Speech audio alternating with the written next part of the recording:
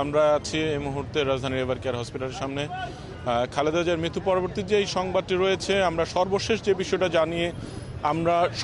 যে বিষয়টি জানতে পেরেছি সেটা হলো আগামীকাল সকালে বেগম খালেদা জিয়ার লাশ প্রথমে রাজধানীর গুলশানের খালেদা জিয়ার যে বাসভবন ফিরোজা সেখানে নিয়ে যাওয়া হবে।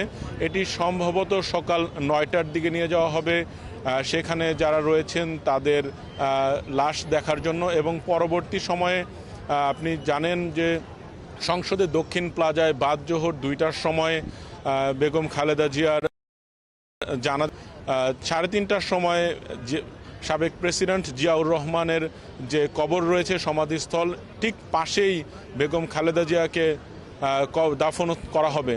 এখানে এখন পর্যন্ত বিএনপি চেয়ারপারসন খালেদা জিয়ার তথ্য যাওয়ার জন্য যে এখানে নেতাকর্মীরা ভিড় করছেন, নেতাকর্মীদের পাশাপাশি এখানে বিএনপির সাধারণ যে সাপোর্টার এবং সাধারণ মানুষ এখানে অপেক্ষা করছেন। যদিও তারা জানেন যে এখানে বিএনপি চেয়ারপারসন বেগম খালেদা জিয়াকে এখানে তারা কেউই এক নজরের জন্য দেখতে পারবেন না, তবে তার ভালোবাসার তার অনুরাগ এবং ভক্ত হিসেবে তারা এখানে অপেক্ষা করছেন সকাল থেকেই।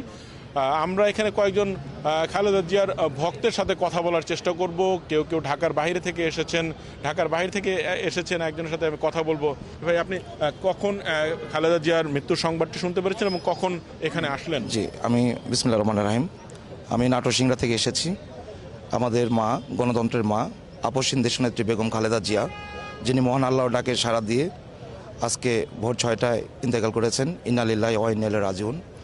আসলে আমাদের বিএনপি চেয়ারপারসন, আমাদের মা, উনি এমন একজন নেত্রী যিনি সারা জীবন শুধু কষ্টই করে গেছেন। উনি সংগ্রাম করেছেন ফ্যাসিবাদের বিরুদ্ধে, আধিপত্যবাদের বিরুদ্ধে, স্বৈরাচারের বিরুদ্ধে, এবং নেতৃত্ব দিয়েছেন আমাদের এই স্বাধীনতা, সার্বভৌমত্ব এবং গণতন্ত্রের জন্য। আজকে সেই নেত্রী মৃত্যুবরণ করেছে। আমরা আসলে অত্যন্ত মর্মাহত, আমরা বেদনাহত। আমরা জানি যে আমরা নেত্রীকে দেখতে পারবো না, তারপর আমাদের একটা আবেগ, একটা আমাদের যে অনুভূতি যে এই নেত্রী দেশের জন্য এত কষ্ট করলেন। তিনি যখন তার স্বামীকে হারিয়েছেন, এই দেশে সন্তানকে হারিয়েছেন, স্বামী সন্তান হারানোর পরে কিন্তু আমরা এই বাংলাদেশের মানুষ এবং বাংলাদেশকে তিনি নিজের সন্তানের মতো কিন্তু আগলে রেখেছিলেন। আমরা মহান আল্লাহ রাব্বুল আলামিনের কাছে দোয়া করি, মহান আল্লাহ রাব্বুল আলামিন যেন আমাদের। ধন্যবাদ। আমরা আরও একজনের সাথে কথা বলার চেষ্টা করব এখানে। যে আপনারা তো সাধারণ মানুষ এখানে অপেক্ষা করছেন, এখানে দেশের মানুষ আসলে খালেদা জিয়ার কেমন মনে হচ্ছে? আসলে উনি গণতন্ত্রের মা, আমাদের 3বারের সাবেক প্রধানমন্ত্রী।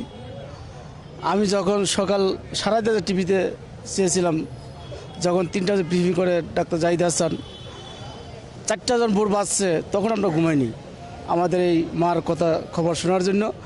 যখন ফজরের নামাজ পড়ে 6টায় বেজেছে, 6:05 না, ফজর নামাজ পড়ে আমি যখন ঘুমিয়ে গেছি, হঠাৎ আমার মোবাইল বেজেছে 7টার আগে খবর শুনি উনি ইন্তেকাল করিয়াছে।